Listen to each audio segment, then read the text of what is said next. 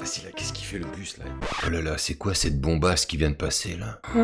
Si je vais la voir, elle va trouver ça chelou. Putain, qu'est-ce qu'elle est belle. Je suis en train de bander ou quoi là? Qu'est-ce que je peux lui dire? Salut! Non, c'est trop naze. Je trouve que t'as vraiment une belle paire de...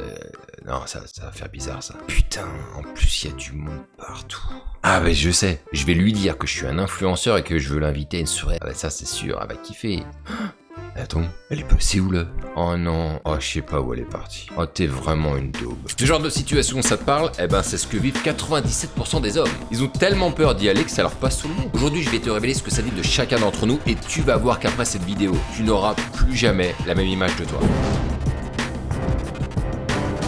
Ce que je vais dire aujourd'hui risque de heurter des personnes, donc je préfère être honnête. Si tu te sens trop fragile mentalement, peut-être qu'il vaut mieux pas que tu restes. Voilà, c'est à tes risques et périls maintenant, hein. On est d'accord. Et je vais commencer tout de suite par poser la première pierre de sang, hein, celle qui va faire gicler tout. Nous vivons aujourd'hui, et peut-être plus que jamais, dans une hypocrisie qui est générale. Parce que qui n'a jamais rêvé d'avoir le courage d'aller aborder une belle femme? Franchement, qui? Même les hommes mariés en rêvent. Combien de fois j'ai vu des hommes qui ont pris un coup de chaud en voyant une belle femme passer devant eux et qui se seraient bien vus au pieu avec elle, hein, je te le dis. Et si tu fais un sondage et que tu poses la question si c'est bien ou non d'aborder une femme dans la vie de tous les jours, bah bizarrement, il y a un nombre assez conséquent d'hommes qui te diraient non. D'ailleurs, il y a pas longtemps, lors d'un live, j'ai reçu un mec qui expliquait qu'il avait rencontré un type qu'il avait vu aborder dans la rue et qui s'était permis de le critiquer en disant que c'était grave de faire ça. Sauf que ce gars qui était en live avec moi ce jour-là et qui donc s'est fait critiquer, il avait pas de résultat. Donc pour le gars, c'était bizarre et en même temps, il réussissait pas. Donc c'était parfait. Sauf que des années plus tard, bah il a réussi à coucher avec plusieurs femmes, plein de femmes même, grâce à cette pratique. Et du coup, bah ça change tout dans la perception. Parce que ce qui semblait complètement inutile et qui ne servait à rien, quand tu vois qu'une personne a du résultat, tout à coup,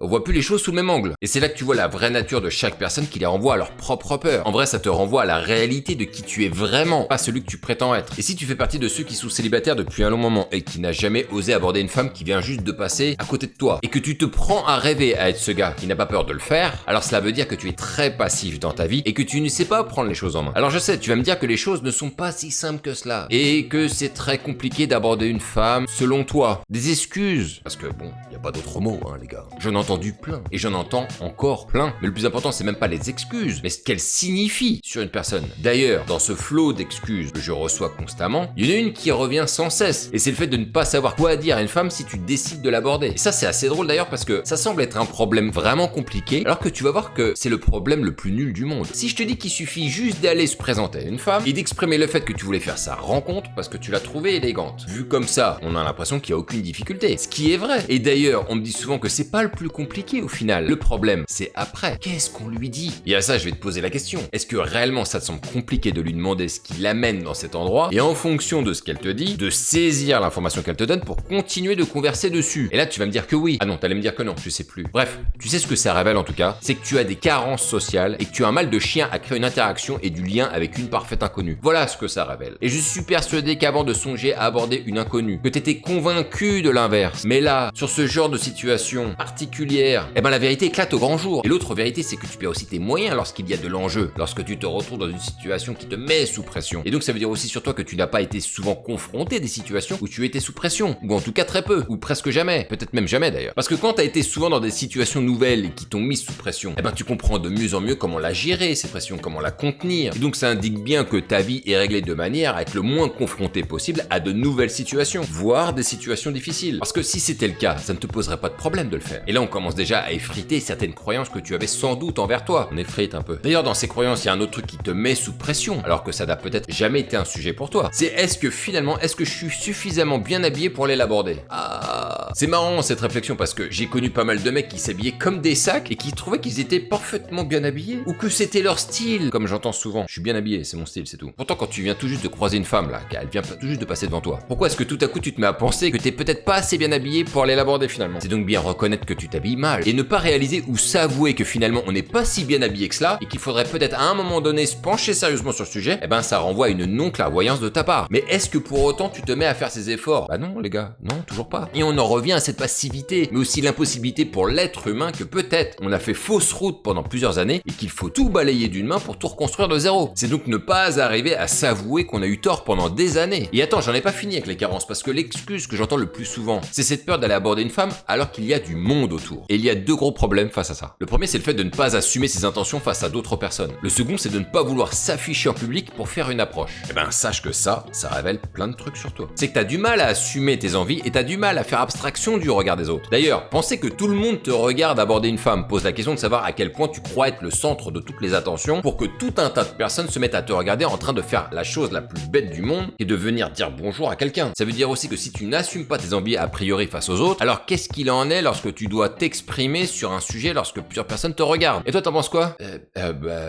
En fait, ça veut dire que tu prêtes une grosse attention à ce que les autres pensent de toi et que tu ne veux absolument pas passer pour une personne que l'on n'apprécie pas pour ses opinions, ses pensées ou ses actes. Rassure-toi, c'est le cas de beaucoup de mecs. Pourtant, ce qui est marrant, c'est que quand je discute avec les mecs en général, ils font les mecs forts, ils me disent qu'ils assument entièrement ce qu'ils disent, ce qu'ils font. Je suis un vrai bonhomme. Et c'est marrant d'entendre ça parce que leurs actions traduisent généralement l'inverse. D'ailleurs, pour savoir si une personne assume vraiment ce qu'elle dit, je pose toujours la question de savoir jusqu'où elle est prête à assumer. Jusqu'où toi, tu es prêt à assumer. Parce qu'il y a très souvent une limite où les gens n'assument plus rien lorsque ça devient trop dangereux pour eux. Mais c'est pas tout, parce que dans tout ce flot d'excuses, il y en a une qui revient au moins une fois par semaine sur ma chaîne. Et c'est que c'est très compliqué de rencontrer une femme si tu n'es pas riche. Ah, la richesse. L'argent, la thune, le flouze. Combien de mecs pensent que si tu es riche, ce sera 1000 fois plus simple de séduire une femme? Si tu penses ça, on va être clair. C'est que t'es fondamentalement pauvre. Parce que si t'étais riche, tu dirais pas ça. Si je te dis ça, c'est qu'aujourd'hui, on a la chance d'entendre de plus en plus de mecs qui font des millions. Et ce qui est marrant, c'est que tous disent la même chose. Être riche n'a rien changé pour eux en termes de facilité avec les femmes. Mais c'est la notoriété qui fait réellement la différence. Être riche ne te permet pas d'obtenir plus de femmes. Être connu, si. Mais là encore, il y en a combien de mecs qui sont connus pour le nombre de femmes célibataires? Ça n'a pas de sens de réfléchir comme ça. D'ailleurs, on peut avoir une notoriété à son petit niveau aussi. On peut avoir une place importante en entreprise et ça va contribuer à avoir de la notoriété pour toi et ça peut t'amener des facilités avec des femmes. Je le sais puisque j'ai été manager et j'ai bien vu la différence. Mais en dehors du cercle professionnel, une fois que t'es dehors, t'es plus personne. T'as beau être connu, si tu rencontres une personne qui n'a jamais entendu parler de toi, elle va s'adresser à toi comme avec n'importe quel inconnu. Et la vérité là-dedans, c'est que tu te racontes des histoires qui te rassurent et qui justifient le fait que t'as bien fait de ne rien tenter au final. Et les histoires qu'on se raconte généralement pour justifier notre inaction, il y en a plein. De toute façon, elle en valait pas la peine, ça se voyait. Non mais elle doit être en couple, elle. Ça se voit que c'est une femme qui est trop exigeante. Non mais je vais pas y aller parce qu'elle a pas l'air de bonne humeur. Toutes ces histoires que tu te racontes, c'est pour te donner bonne conscience que t'as bien fait de ne pas y aller. Mais la vérité, c'est que tu n'en sais surtout rien sur ce qu'elle est, ses aspirations, son humeur du moment, ce qui l'attire ou pas. Et en vérité, si tu te racontes toutes ces histoires, c'est que t'as tellement peur du rejet que tu préfères te trouver tout un tas de raisons pour te dire que t'as bien fait de ne pas y aller. Voilà la vérité. Ah, ça fait mal, je vous l'avais dit, les gars. Je vous avais dit que ça ferait mal aujourd'hui, Parce que, au fond, le problème, c'est pas ce qu'elle semble penser ou ce qu'elle semble être, ce qu'elle semble aimer. C'est pas ça le problème. Le problème, c'est surtout que t'as pas envie de te faire recaler. T'es faible face au rejet. Et cette difficulté face au rejet, ça indique clairement quelque chose d'hyper important sur toi. C'est que tu n'es pas assez endurci face à un non, face à un refus. Ça transcrit aussi un problème énorme d'un besoin de reconnaissance de la part des autres. Il y en a beaucoup des comme ça. S'il y a rien de pire pour toi que d'être rejeté de quelqu'un ou de plusieurs personnes, alors tu passes ton temps à te faire apprécier des autres et tant pis pour tes convictions personnelles. Mais ce qui endurcit un homme, c'est bien sa capacité à affronter les difficultés. Sauf que quand on vit des années où on évite toutes sortes de difficultés, alors on ne peut pas se construire correctement. Et de là apparaît des carences au fil des années. Mais c'est peut-être aussi parce que la vérité fait mal. Et au fond, si t'as peur du rejet, c'est que ça va au-delà de se faire accepter. Et que au fond du fond, c'est tout simplement un manque de courage. Par exemple, on a vu l'explosion des chaînes Red Pill qui encouragent les hommes à ne plus aborder les femmes et de plutôt se concentrer sur leur projet en laissant penser que ce choix est individuel et beaucoup plus pertinent pour eux. La vérité, c'est que ces hommes qui consomment ce contenu ont plus que jamais envie d'avoir une ou plusieurs femmes avec qui coucher. Mais comme ils y arrivent pas, alors le discours de ne plus s'intéresser à elles les arrange bien. Et les sites porno aussi d'ailleurs, ça les arrange bien. Continuez de faire du contenu Red Pill les gars, parce que nous,